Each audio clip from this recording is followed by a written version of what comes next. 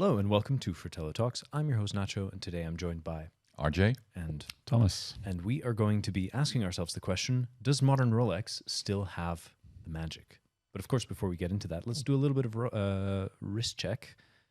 Had a bit of a Freudian slip there because I saw what was on your wrist. So RJ, tell us a little bit about what this is. wearing this neo vintage Rolex Sea Dweller 16600 from 1996. All right, very nice. That means I'm roughly neo vintage myself. Yes, you are. That's quite nice. Yeah. Perfect. And Thomas, no surprises here, I believe. No, I'm wearing my Bell & Ross, and it's... no, I'm kidding. That's a nice looking Bell and Ross. This is my, obviously, my VPC Type 37HW. Very nice. Very nice. Exactly. Yeah, no surprises here. Perfect. Very nice. Yeah, and I am wearing my Breitling Aerospace. This is a older reference. I don't know it right now. Something that starts with an E. It's on a rubber strap that looks a little bit like the one that Marlon Brando had on his Apocalypse Now on the GMT Master. Oh, GMT Master without the bezel. And I believe it's sold by CNS Straps. It's called the Marlon Bando, which is just Badoom. an absolute brilliant name. So is it sort of a lizard print, or is it's it a more rubber tropic lizard. a rubber It's a tropic tropic lizard? Yeah, it's a very rare thing. Don't eat those. It's in the Congo you find them. Really? Yeah, they have to hunt them down. If you scare them, they drop their tail and they make the straps out of that. Exactly, exactly. That's how it works. Perfect. Anyway, let's get to the very serious topic at hand here today, which is, does modern Rolex still have the magic? How do we feel about this topic? Do we think that modern Rolex still has the magic? Do we think that modern watches in general still have the same appeal that some vintage watches that have a little bit more to say, a little bit more stories, a little bit more character? Do we think that they still hold on to the magic? Thomas, you go. Yeah, I see 4 eyes pointed my way. Like, here's the hot potato. Well, I think, yeah, there's definitely still a lot to love. But the thing that I think many purists kind of struggle with is that perhaps it's more fabricated nowadays than it used to be. Perhaps, I mean, watches were the pinnacle of technology made for purpose. Now they're sort of redundant, and so everything is kind of fluffed up and luxurized, so to speak, and things just get shinier and the storytelling gets a bit more contrived. I think that's where some people struggle, I guess. Right. But what do you think? Is this not a phenomenon that sort of, you could say, applies to just about everything, right? I mean, if we talk often about guitars, and people will talk about a Les Paul from the late 50s and a modern Les Paul, and it's a bit of a similar scenario, right? Like a modern Les Paul will be very solid. It won't do you wrong, yet people will always sort of put these vintage instruments on a pedestal as being something very, very special, and it could even apply to cars, right? I mean, car design and how it is. It's an old Ferrari or an old Alfa is never going to be as reliable as a modern one. Although maybe in the case of Ferrari, that's debatable. But it's one of those things where there is something to be said for the thing that came 50 years before. And whereas the modern one is very, it's of the now. It perhaps seems to us a little bit less remarkable, but I think that in hindsight you always find something charming about what perhaps in the immediate moment you don't find as charming. Yeah, I wrote that, I think, in my I wrote a review of the latest Submariner date a little while back. And I also ended with the same conclusion, like, yeah, I prefer the slightly older ones, but I wonder what we'll say in 20, 30 years, if we'll consider the current generation to be more charming than what's around then, or, it could be. Maybe it's just that we're so damn hard to please, I don't know. Yeah. There's something about the availability as well, right? Like you say, well, these Rolexes are the ones that you can buy at retail now, and then there's always something that's like an added rarity, especially ones in good condition when you look at vintage. But yeah, RJ, how do you feel about it? I think if we stick to Rolex, it's well, the question you raised is how do we feel in 20 or 30 years from now, or even longer?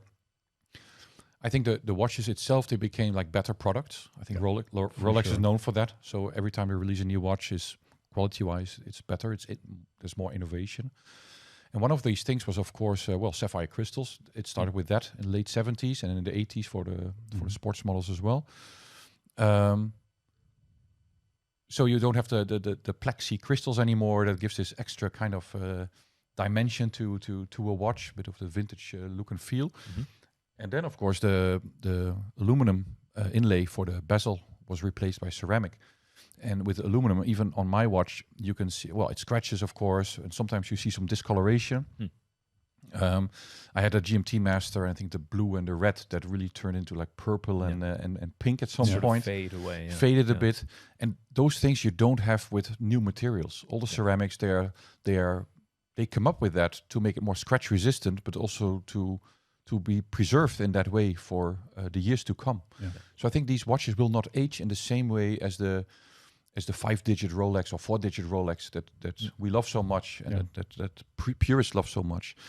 And that's, of course, that's a different breed, I would say, even. But if you are a customer, you just want to have one nice watch for the rest of your life, I don't think you care that much about that. You just want a really good watch. Yeah. You want the best that your money can buy. So then you go to the Rolex dealer or boutique, and you just go for the modern one. And I don't think these people will even consider going on Chrono 24 or whatever and buy a reference from 20 years ago. I think that's the key thing, right? This is a debate or a sort of a way of thinking that truly separates enthusiasts and people that are really deeply into watches, that are deeply knowledgeable, that understand the charm in an older watch, whereas the general public will say, well, if I buy a Rolex, if I spend the price that one of these watches commands, then I expect it to be as solid a product as possible. And having ceramic, being a little bit bigger, being a little bit more solid, is obviously going to be something where you feel that you're getting as much for your money as possible. And of course, we then see this sort of very paradoxical thing, which is that vintage watches, because they're rare and desirable for this minoritarian group of the enthusiasts. I mean, it's by no means a small group, but it's a minority when related to the general watch buying public. And I think that's the key difference, right? To us, maybe as being deeply into watches, perhaps modern Rolex, it's harder to see the magic and the charm. It's a solid watch. It's a great watch. If you want a watch that'll last you a lifetime, that's what you go for. But if you want something that has a little bit more character, that has a little bit more charm, that has that story to it and that heritage to it, then you have to look at something from the past. I think that's the... But that's also a bit driven by nostalgia, I feel. Oh, yeah. Because for me, this still feels like the watch that I bought 20 years ago. Yeah. And for me, this is a Rolex. This is how a Rolex should be and what it is. Mm-hmm. And if I look at the new Rolexes, I think they cater towards a different type of customer. And perhaps also not that driven by nostalgia. And I think a lot of people who are into watches and watch collecting, they are very much driven by nostalgia. Everything older is always nicer and better and yada, yada, yada. And I partially agree with that. But I think in terms of quality, I think modern watches are better by definition. But it's also the attraction. I think someone who is now 20 and wants to buy a super nice watch, and he wants a new Datejust or a new Submariner or whatever, I don't even think they look at these things as competition or whatsoever. I think they don't have no interest whatsoever in this watch. They just want to have a new watch. That's what attracts them, because for them this is just an old watch. Yeah. But it's interesting that you mentioned this aspect of nostalgia, because we see that a lot in design. Yeah, like exactly. It seems that it's something we can't escape, is that a lot of watches, and this applies to just about every single brand, will have some degree of like a retro-inspired look, whether it's Fotina, whether it's simply taking a model that was in the catalog in the 50s, 60s, or even earlier than that, and creating a version of that watch, right? I mean, it's... But the weird thing, it's a very safe version, because they'll make faux patina, but from the most color stable of loom. Of course. They'll make a faded bezel, perhaps, but out of ceramic. They'll make, but I think it's for those people who like the aesthetics of a vintage watch, but they don't want to have the risk of buying a vintage watch. And I can fully see that, because I think if you want to have a vintage watch and you prefer the looks of a vintage watch with a real patina and faded bezel or tropical dial, whatever, that's what you are going to buy. Mm-hmm. But if you're afraid to wear that, damage it, and so on, I think it's better to buy the re-edition, and that's fully justified. There's also a huge delta in price, right? I mean, it's something that looks vintage but will typically be far less expensive than the real deal. Right? What I find interesting is Tudor in this case, that it used to be all Rolex stuff except for the movement, right? So there was a Tudor Submariner was a Submariner with the ETA movement. Yeah. I think even some parts just had a crown on it. Yeah, the crown. The crown had a crown. Yeah, exactly. And with modern Tudor, it's very different. It's a modern watch, modern technology, their own kinesis movement inside. I think that's a very different audience. I think people who are after vintage Tudor, I don't think they will even consider buying modern Tudor. I don't believe that's the case. And it's just a different audience, different breed. But I think to answer the question, do we think are we attracted to the modern versions? I think also in your article, I have a preference for the older references. I like GMT Masters, for example. And I think the modern ones, I think the lugs are a little bit too thick or too beefy. The ceramic is also a bit shiny, and it has become a very shiny watch, a polished center link, and so on and so on. I think for me the exception is the gold steel or the full gold GMT Master. That's what I really like. And for the rest, the modern watch, not shiny at all. Yeah, no, that's true. But they're just a bit. They're much bulkier than they used to be in the past. For a sports watch in steel, it becomes a bit blingy. For the gold one, it's like, be blingy. You're buying into bling. Yeah, but even there, so if you look at the day date, and I love day date. For me, that's the classic, basically. But if you look at the day dates after 2000, and for me that's like, then I consider that modern. The lugs are completely polished. They have shiny tops, while the references before, they are brushed. And even though it's gold, it's such a different feel and appearance. So I much prefer those day dates from the past than today's day date. Well, they're beautiful watches. They're super nice. It's just not for me. I prefer the old ones. I love those looks. It's the same a little bit with cars. For me, all modern cars, they look alike. Whether it's a BMW or an Audi or a Lexus, they more or less all look like the same kind of 3 Series design. Even the Alfa, what is it, Giulia or something, looks like a 3 Series. Well, the old Alfa Romeos from the 80s and even 90s, those were proper designs, in my opinion. But I also know that's me. I'm 47, and that's what I grew up with. So that's for me the thing, and that's the nostalgia factor, I think. But I think it's also like cars really represent this quite well, because there's a difference where a luxury car like a BMW 20 years ago would just be a really, really well-made car. Whereas now it's got blue LED strips and it's got all sorts of embellishments and orange. And it's got all these embellishments and fancy things that frankly make it look a bit ridiculous. And I feel that's often the same way with some modern watches as well. Like you really don't have to make it so luxurious by embellishing it. You can just make it luxurious by making it really good. Well, it doesn't have to be so ultra shiny. But I think the BMWs and Mercedes cars 20 years ago were also more expensive than the Renaults and Peugeots from this world. Yeah. But I think they went a little bit overboard by adding a lot of fluff again, like you said, and make it, because it needs to be premium, right? It's all about being premium, luxury, and it has to evolve. There has to be an evolution. Every year there has to be a new one. And that's why I think that a brand like Rolex that moves slower has a bit of an advantage. Like Rolex famously does not just introduce a new like model across the line for everything every single year. It's I mean, there's like very gradual evolutions. Sometimes there'll be moves that are a little bit sort of left field, but for the most part, it's very gradual. And I think that in that sense, whereas our immediate reaction might be, maybe vintage Rolex has a bit more of that magic to it. But I think that Rolex, being on this almost like fixed trajectory of evolution over time, I think that there's a chance that when we look back 20, 30 years from now, I mean, we'll have a little bit of a bias, but I think that people who look back will find these Rolex watches more charming than all of the watches that chose to mimic a vintage aesthetic. I think that those will almost age a little bit worse, because then they'll be just sort of doppelgangers for something that already existed before, right? It was everybody back then loved vintage watches, and so that's what the brands gave people, right? So in that sense, I wonder, right? Like, will current day Tudor watches, especially something like a Black Bay 58 that really like has all of this vintage retro coded aesthetic to it, right? Like the golden hands and all of this.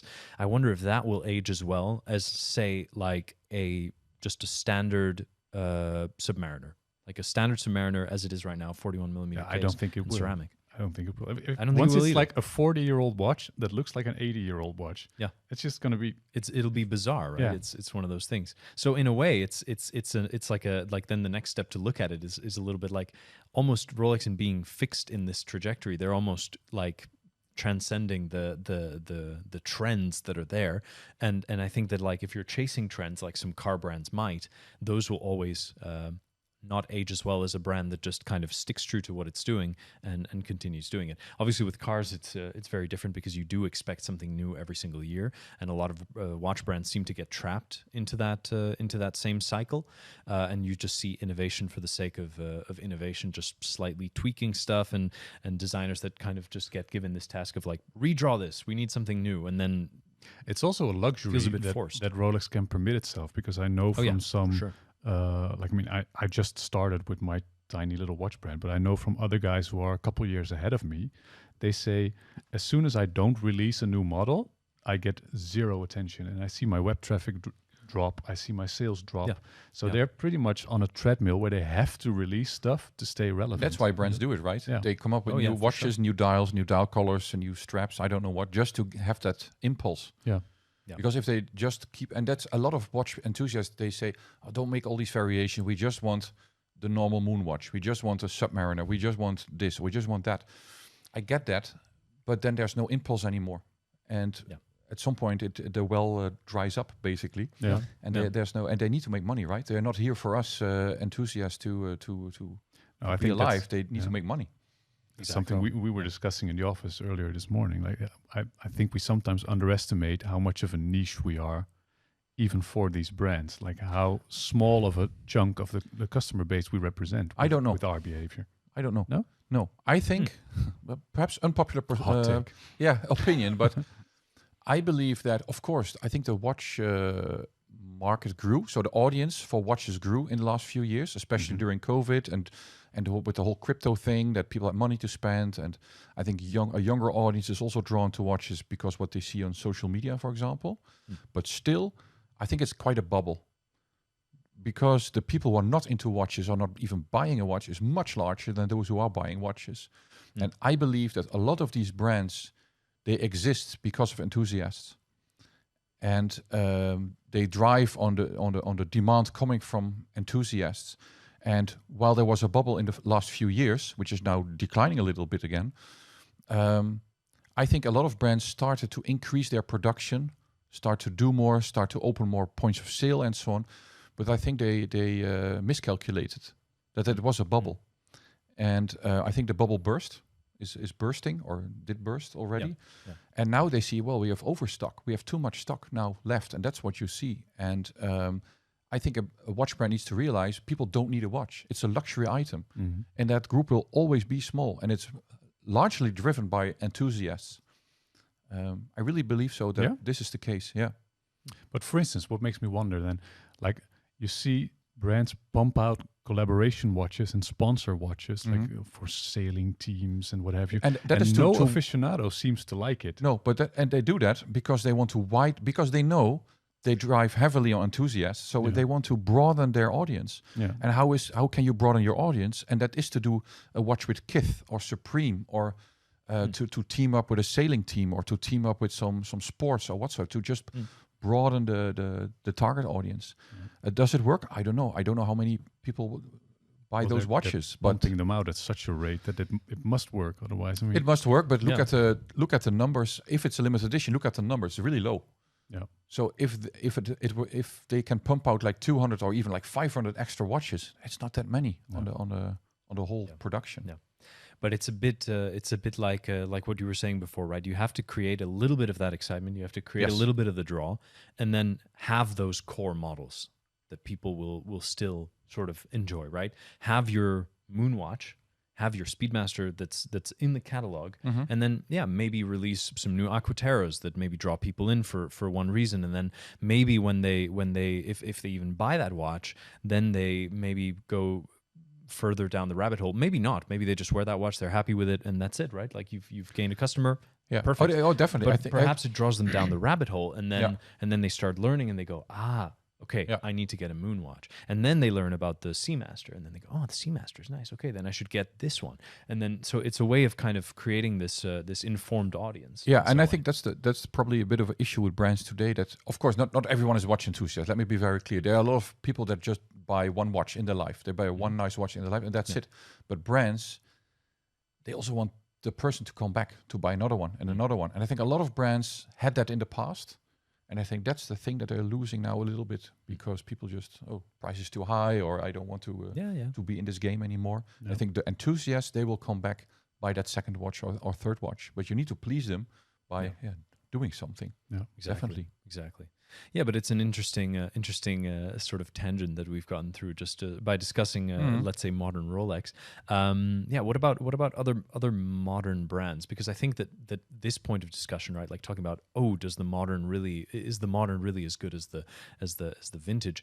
It doesn't really. It applies to Rolex quite strongly. I don't feel that people ask themselves this when it comes to brands like AP or maybe Omega as much. I mean, I think Omega is another good example, actually. Yeah, Omega might be one where people do look back, because they look back, but they also, the new watches are better than the previous ones, and that you can debate about the how it looks, if you prefer a vintage one over a new one.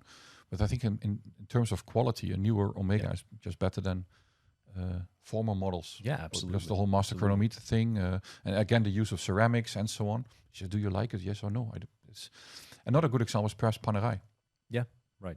I think Panerai, by definition, the watches that they do today are quality-wise much better than the pre-Vendôme ones or the ones from 20 years ago. But do they speak to you? I don't know. That's up to the buyer, of course. But I think if you're really deeply into watches, I guess you prefer the older Panerais rather than the new ones, where you can see all the collabs going on with Prada and the sailing teams and whatnot. Yeah.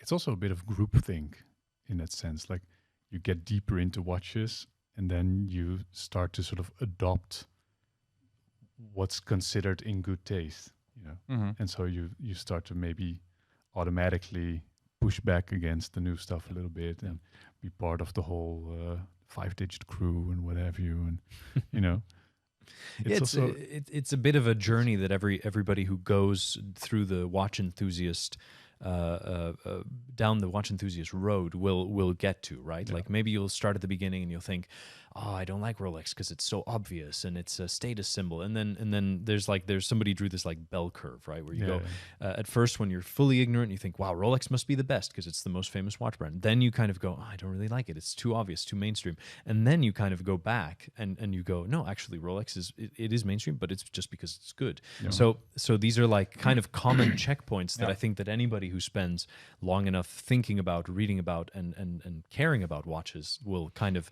find themselves in. But it is still an interesting question, right? Because if you look at if I just put side by side something like a 16570 and then the current Explorer 2 reference, I'll say, yeah, the current one is maybe a little too big, the GMT hand is a little too bold, but then again, it's almost not fair to compare them because they're just completely different watches, right? I mean, same loose concept, the same name, but then it's a totally different thing. So in a way, who knows? The next step from Rolex might be then something totally different from that as well. I mean, it's all going to be an evolution, and then perhaps, like we said, 30 years down the line, you look back and you go, hey, actually, that Rolex from 2022, 2024 was actually not that bad, right? I mean, it's sometimes it takes a while, eh? That's also it, yeah. I also have that with cars, for example. With BMW had this designer Chris Bangle. Took me a few years to get used to those models. Is that when the grills got really big? They got bigger and got huge. The booth was more bulky. Right. Took me a few years to get used to it, and then it's actually quite nice. And the same is a little bit with watches. When I saw the Milgauss for the first time, I also thought that's it's still a weird one. But when I saw it for the first time, I thought that was strange.